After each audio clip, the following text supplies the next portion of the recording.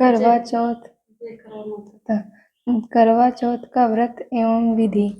सुहागिन माताओं बहनों का यह एक प्रमुख व्रत है जो वर्ष में उनके लिए एक विशेष त्योहार की भांति आता है।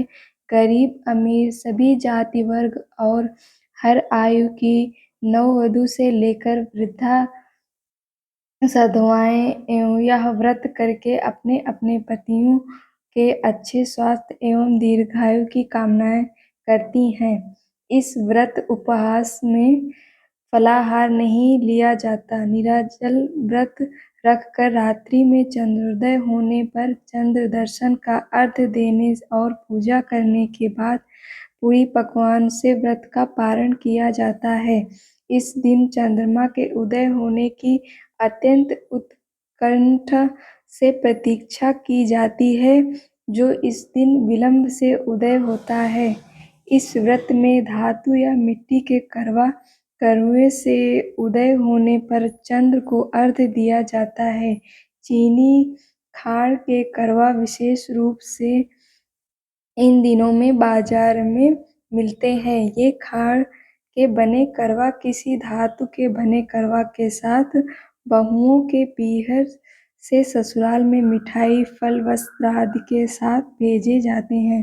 इसीलिए इस व्रत का नाम करवा चौथ कहा जाता है। यह व्रत कार्तिक मास में कृष्ण पक्ष की चतुर्थी को परंपरागत ढंग से प्रायः साधवा स्त्रियों द्वारा किया जाता है।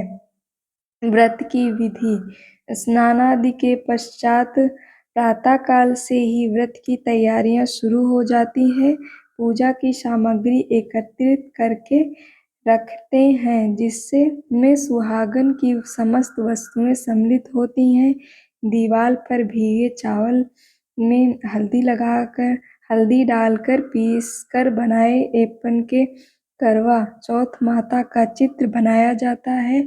आजकल कैलेंडर की भांति छपा छपाया ऐसा चित्र उपलब्ध होता है।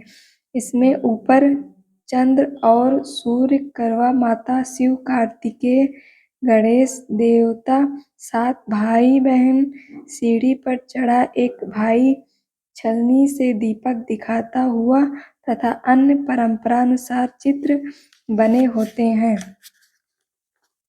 प्रायः परिवार और पास पड़ोस की महिलाएं एकत्र होकर चौथ माता के बने चित्र के सामने बैठकर पूजा करती हैं और सामूहिक गीत गाती हैं। इस पूजा में लड़की के एक पट्टे पर मिट्टी से बनाई गौरा, गणेश और शिव के प्रतीक रूप भी प्रतिष्ठित किए जाते हैं। इनका पूजन अर्चन चंद्रोदय से पूर्व कर लिया जाता है। इस समय साथ में चावल और फूल लेकर करवा चौथ माता और गणेश जी की कथा पढ़ी सुनी जाती है। नववधुएं पीहर से आई हुई वस्तुएं वहां रखती हैं और पूजन के पश्चात बनाए ये रूप में अपनी सास, जेठानी आदि को देकर आशीष प्राप्त करती हैं।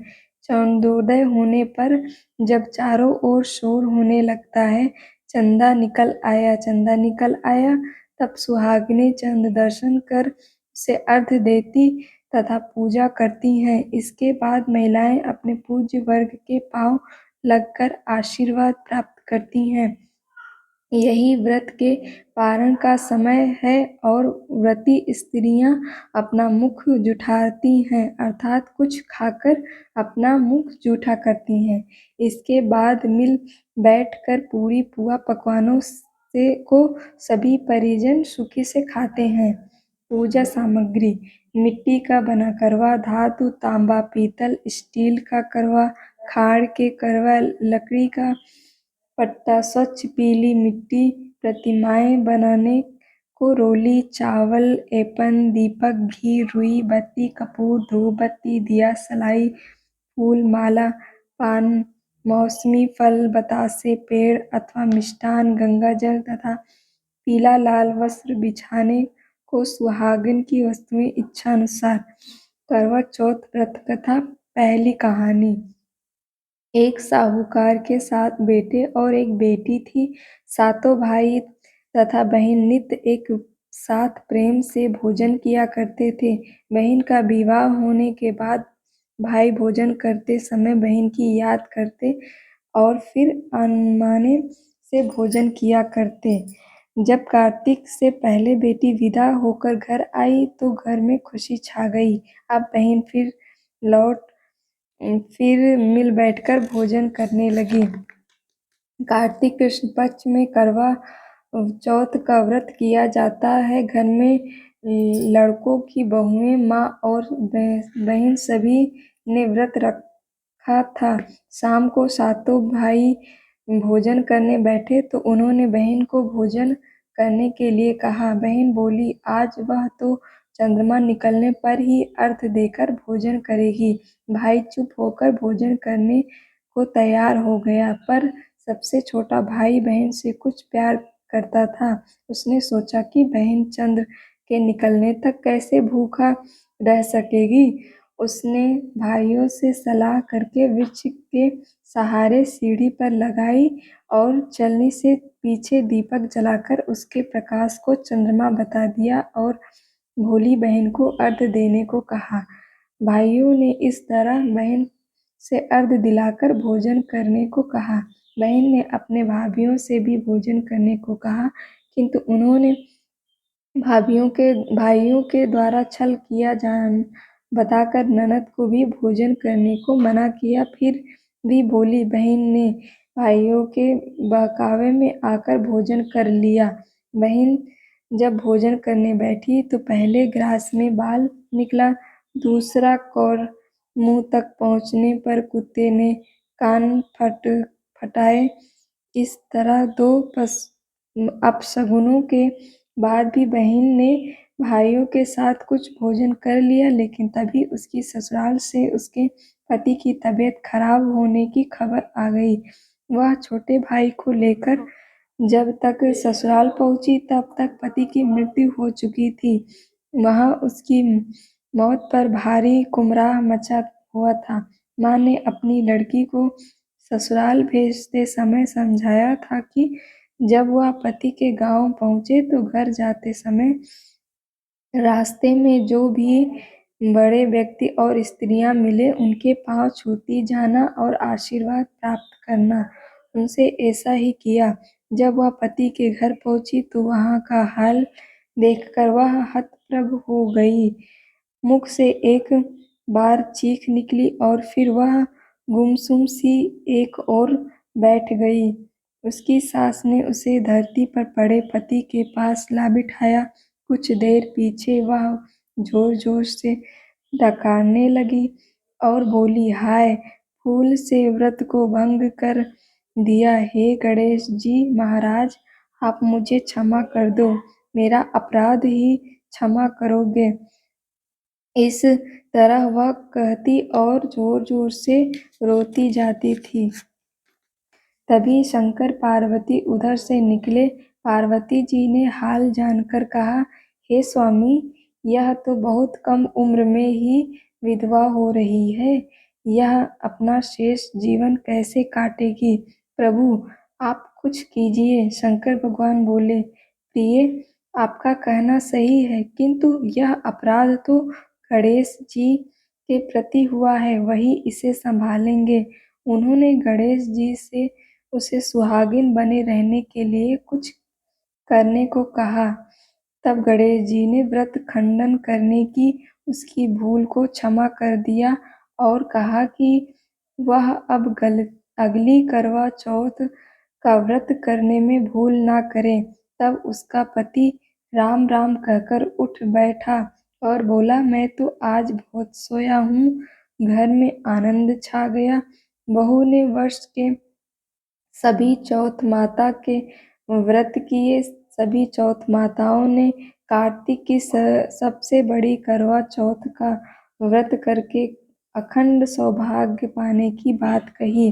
तब उसने कार्तिक आने पर करवा चौथ का व्रत विधि पूर्वक पूर्ण किया और अपने पति सहित सुख से रहने लगी।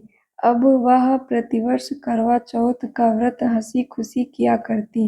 हे करवा माता, आपने जिस तरह साहूकार की बेटी को व्रत करने पर उसके पति को दीर्घायु प्रदान कर उसे सौभाग्य दिया, उसी तरह प्रसन्न होकर सभी व्रत करके इस कथा को पढ़ने सुनने वाली देवियों को भी उत्तम और अखंड सौभाग्य प्रदान करना।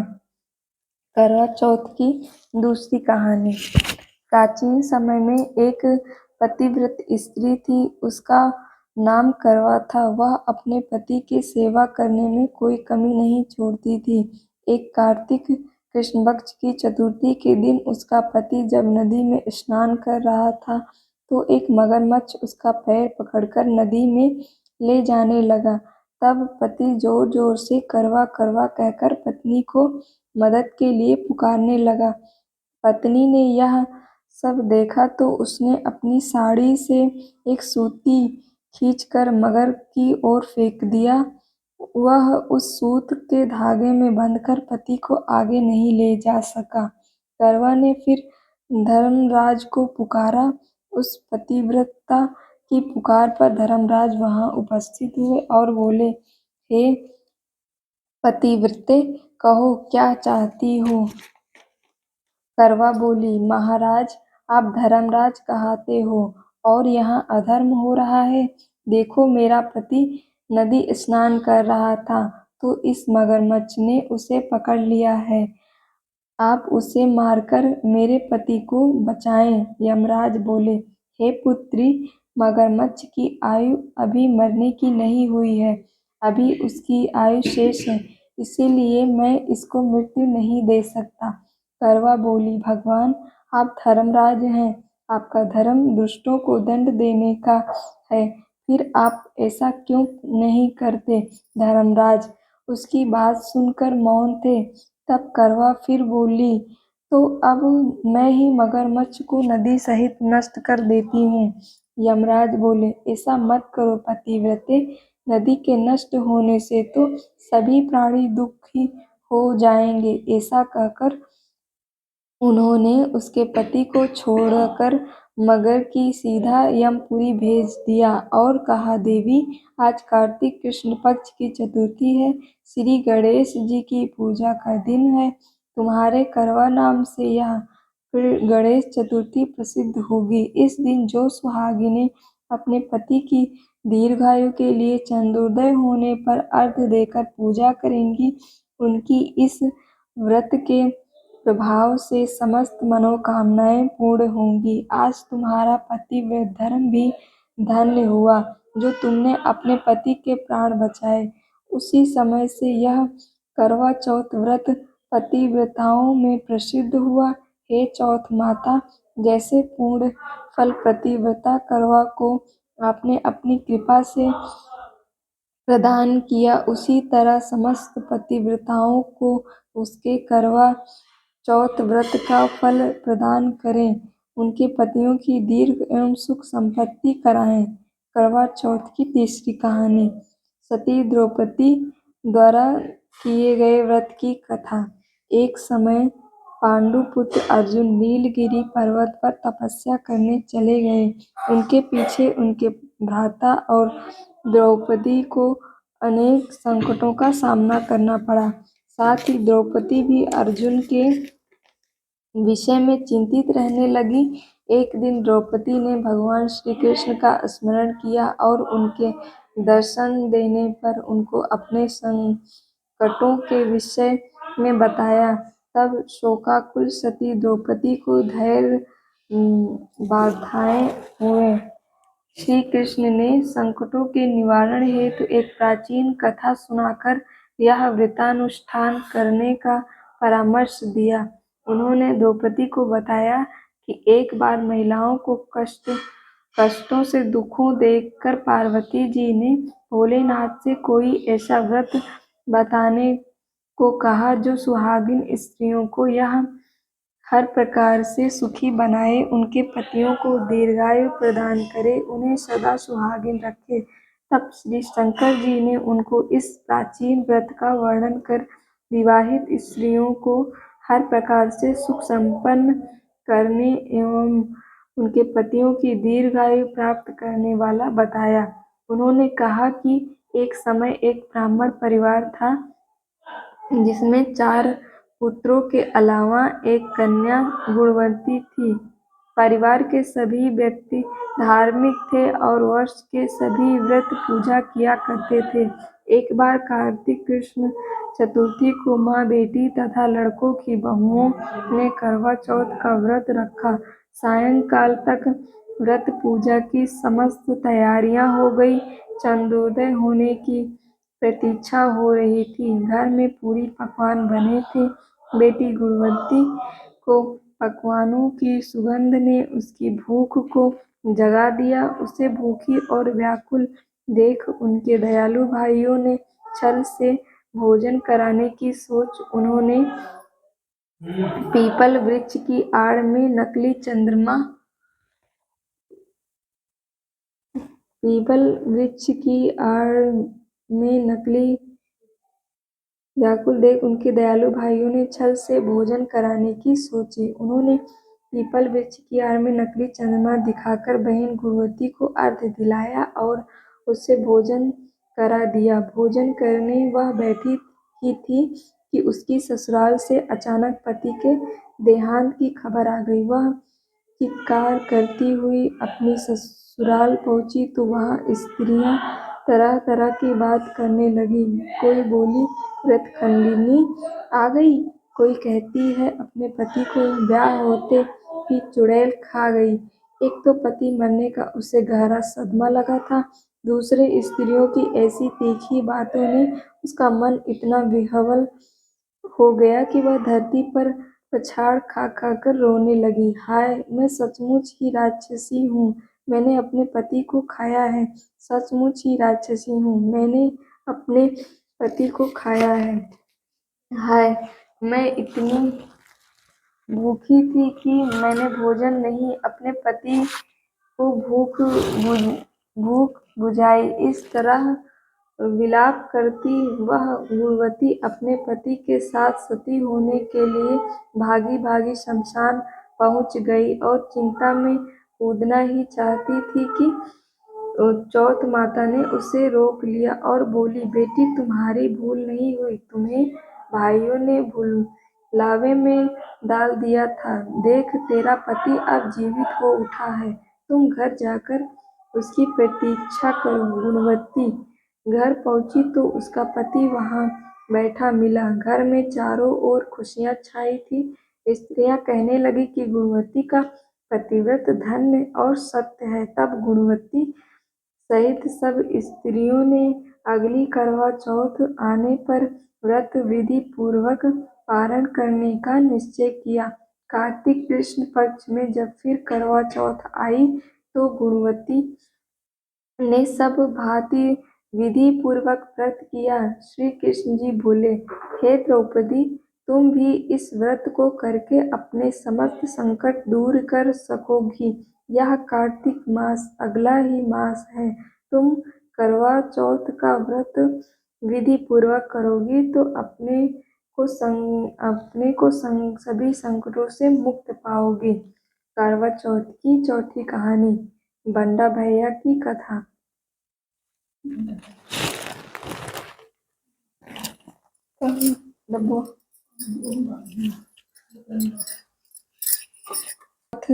की चौथी कहानी, बंडा भैया की कथा। एक वणिक परिवार में 7 बेटों की बहुएं थी। 6 बहुओं के पीहर वाले बहुत धनी थे और पूरे भरे परिवार के थे। छोटी 7वीं बहू के परिवार में कोई भाई बहन और नहीं था तथा वह बहुत गरीब भी थी। इसी कारण 6 बहुओं के पीहर से बहुत सा दान दहेज आया था और उसके पश्चात भी उसके भाई जब तक बहुत सा सामान भी लाते रहते थे। इस तरह परिवार में उन 6 बहुओं का बड़ा मान सम्मान था। छोटी बहू घर का सारा काम काज करती थी, किंतु सभी उसकी बुराई करते थे।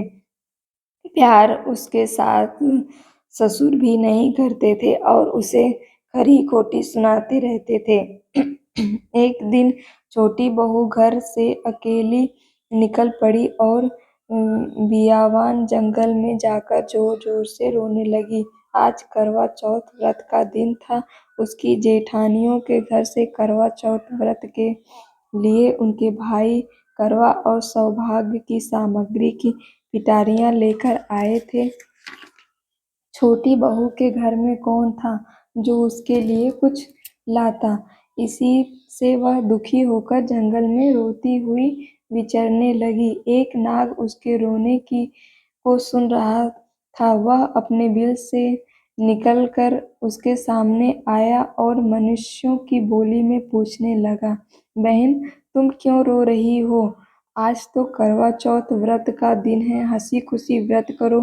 छोटी बहू पहले तो नाग को देखकर डर गई, फिर साहस करके बोली, आज करवा चौथ व्रत का दिन है। सब बहुओं के भाई आज करवा और बहुत सा सामान लेकर आए हैं। मेरे पीहर में कोई नहीं है जो मेरे लिए करवा और सामान लाता। काश मेरा भी कोई भाई होता तो मेरे लिए करवा लाता। यह सुन नाग को दया आई और बोला, बेटी तुम अपने घर जाओ, शायद तुम्हारा कोई मुंह बोला भाई घर पर करवा लेकर आए। यह सुन छोटी बहू घर आकर संतोष से सब कामों में लग गई। कुछ देर बाद एक मनुष्य आया और छोटी बहू की सास से बोला, मैं तुम्हारी छोटी बहू का भाई हूँ। उसके बचपन में ही मैं बाहर जाकर रहने लगा था, अब घर आया हूँ। आज करवा चौथ है, मैं उसके लिए करवा और सुहागन पिटारी का कपड़ा लाया हूँ। सास ससुर और भी बहुएं उनके लाए हुए बहुमूल्य सामान को आंखें फाड़ फाड़ कर देखने लगी। वह इतना सामान और इतना बेशकीमती। छोटी बहू ने प्रसन्न होकर अपने भाई का सत्कार किया और सास ससुर ने भी उनको प्रेम से भोजन दिया। भोजन आदि कराकर विश्राम करने को कहा। करवा चौथ का व्रत हंसी खुशी हो गया।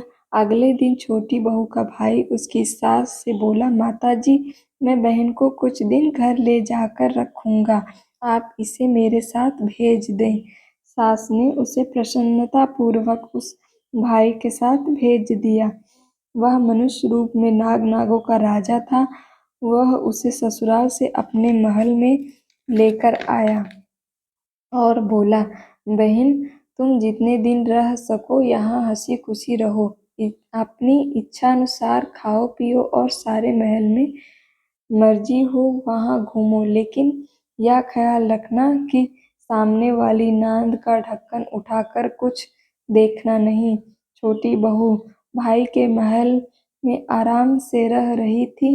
एक दिन जब भाई कहीं गया था तो उसने नांद का ढक्कन उठाकर देखने का विचार किया। उसने सुने महल में नांद के ढक्कन को उठाया तो उसे उसमें नाग के बच्चे इधर उधर घूमते मिले। जब उसे किसी के आने का आभास हुआ तो उसने जल्दी से उस ढक्कन को रख दिया। जल्दी जल्दी में ढक्कन रखने से एक नाग के बच्चे की पूंछ पर ढक्कन पड़ गया और वह उससे कट गई। शाम को नाग भैया आया। बहन ने सच बात कहकर अपनी गलती मानते हुए भाई से क्षमा मांगी। नाग भैया ने उसे क्षमा कर दिया। वह पूंछ कटा नाग बंडा बंडा नाम का बड़ा चिढ़ता था। उसने एक दिन नागिन माँ से पूछा, उसकी पूंछ कैसे कटी। जब उसे मालूम हुआ कि उसकी बहन ने नाद का ढक्कन जल्दी जल्दी में रख दिया था सो उसकी पूंछ कट गई। बंडा बोला, मैं उससे बदला लूंगा, मैं कुछ नहीं जानता। माँ ने उसे समझाया कि यह गलती से हुआ था, जानकर तो नहीं किया था। बंडा बोला, यह मैं नहीं जानता, मैं उससे जरूर बदला लूंगा। एक दिन बंडा अपनी बहन के घर चुपचाप पहुंचकर छिप गया। वह अवसर की ताक में था कि उसे काट कर घायल करे। कमरे में जहाँ बंडा छिपा था और छोटी बहू बैठी थी, वहीं उसकी सास आई और बातों ही बातों में उसने बहू से पूछा, बहू तुझे सबसे प्यारा भाई कौन लगता है? बहू ने तुरंत प्रसन्न होकर कहा, माताजी, मुझे तो बंडा भैया सबसे प्यारा लगता है। बंडा यह बात सुन रहा था। वह सोचने लगा, मुझे धिक्कार है जो कि मैं अपनी बहन को जानबूझकर काटने आ गया हूँ। वह वहाँ से चुपचाप लौटने लगा। तभी उसे याद आया कि कल करवा चौथ का व्रत होने वाला है। उसने वहाँ से लौटकर करवा और अन्य ढेर सारा सामान इकट्ठा किया और अपनी बहन के घर लेकर पहुँच गया। बहन ने उसकी सास ने उसका बहुत प्यार से स्वागत सत्कार किया। जब वह अपने घर पहुँचा तो माँ ने पूछा, क्या तुमने अपनी बहन से बदला ले लिया? बंडा बोला, माँ, वह तो मुझसे सबसे ज़्यादा प्यार करती है। ऐसी बहन से कोई बदला लिया जाता है क्या? अब तो बंडा अपनी बहन के घर हर करवा चौथ पर करवा और अन्य सामान लेकर जाने लगा। सब लोग भाई बहन के प्यार में बहुत खुश थे। हे करवा माता, हे करवा चौथ माता, तुमने छोटी बहू के जैसे दुख के दिन फेरे, उसी तरह अपने अन्य व्रत करने वाली माता बहनों को दुखों से दूर रखना और सुहागिनों को उनका सुहाग अच्छे करना, उनको सब प्रकार की संतानों सहित सुख समृद्धि प्रदान करना। जय करवा माता।